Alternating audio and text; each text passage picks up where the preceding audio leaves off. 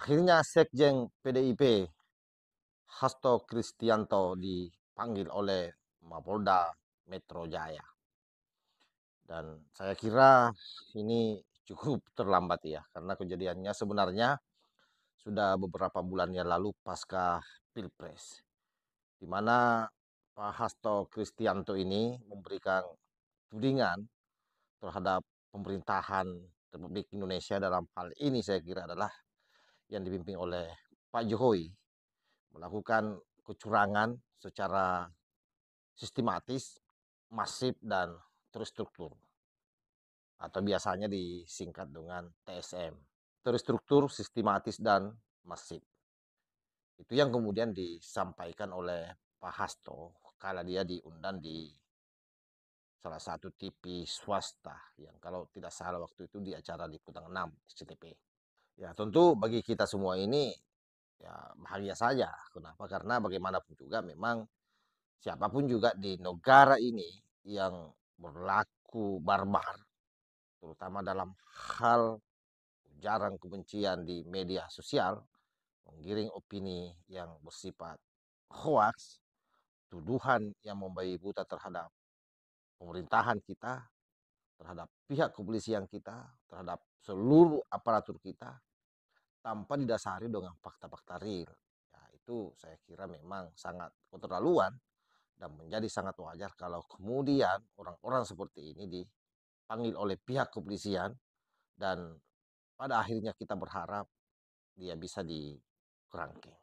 Ini pasti ini ada orderan, sudah pasti ada orderan untuk mengundang saya karena bersikap kritis mempersoalkan terkait dengan kecurangan pemilu. Saya itu kemudian ada yang mengajukan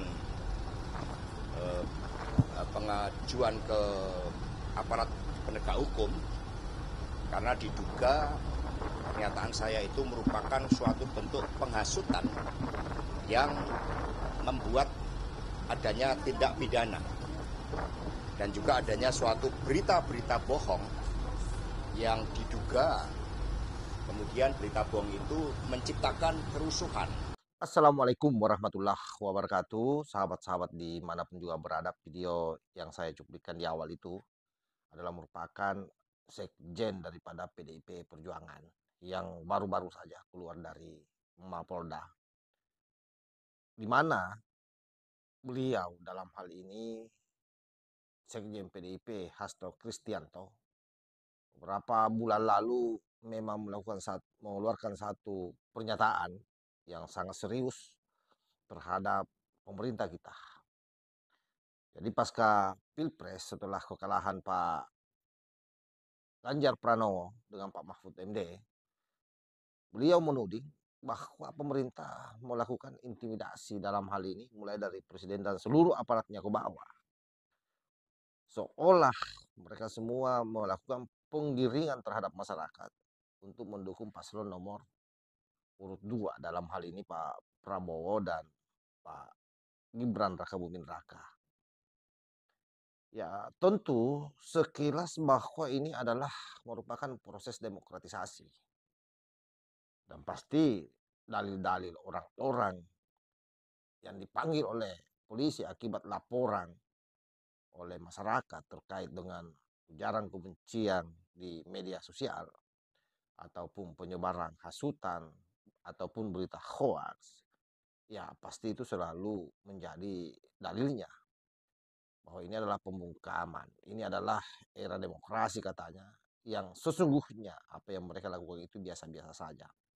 Padahal mestinya disadari bahwa so demokrasinya orang ya tentu harus ada rambu-rambu yang kita ikuti.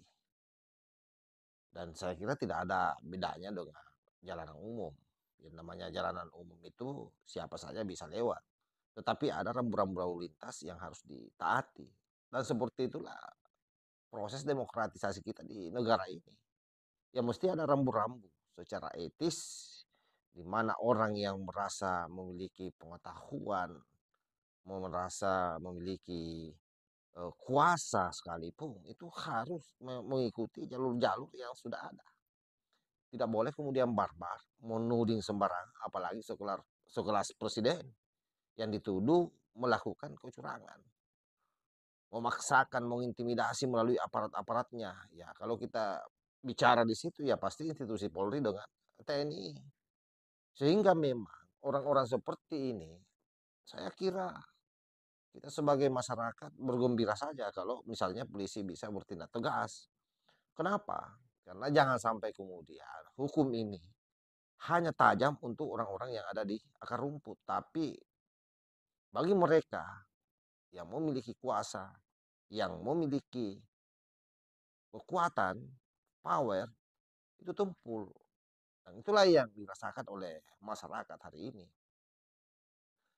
Karena itu kemudian kita menyayangkan seorang sekjen PDIP yang merasa paling demokrasi, tetapi nilai-nilai demokrasi itu kemudian tidak bisa dia jalankan dengan baik.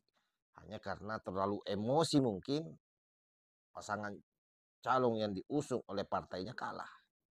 Padahal kita melihat sendiri di lapangan bahwa proses intimidasi itu sampai hari ini juga kan mereka tidak bisa buktikan. Nah, pertanyaannya kemudian, kalau mereka tidak bisa buktikan, ya tentu orang akan menganggap bahwa apa yang disampaikan oleh Pak Hasto Kristianto ini hanya tudingan belaka, tuduhan terhadap pemerintah kita. Nah, wajarlah kalau ada masyarakat yang kemudian melaporkan beliau. Dan hari ini sudah dipanggil oleh pihak kepolisian Republik Indonesia. Kita berharap bahwa proses hukum ini berjalan dan memberikan efek jerah terhadap siapapun yang selama ini selalu mengeluarkan kebencian di media sosial terhadap pemerintah kita, terhadap aparat-aparat kita. Karena ini sangat berbahaya. Bahayanya di mana?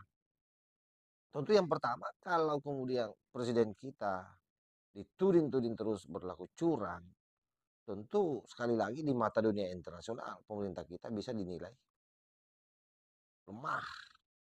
Dan itu juga akan terjadi yang namanya krisis kepercayaan terhadap pemerintah. Dan boleh jadi kalau ini dibiarkan, akan semakin banyak orang kemudian yang bebas melakukan speak up di publik tanpa menapis, menakar apa yang dia mau sampaikan.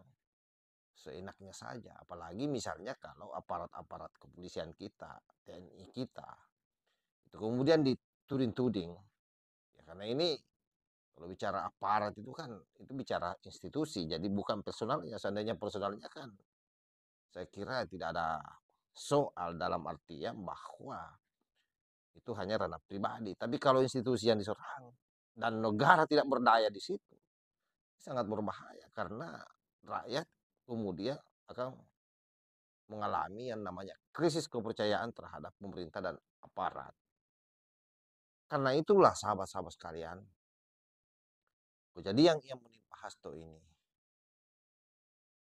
kita berharap sekali lagi polisi bisa bertindak tegas dan betul-betul menjalankan hukum ini dengan baik tanpa tebang pilih.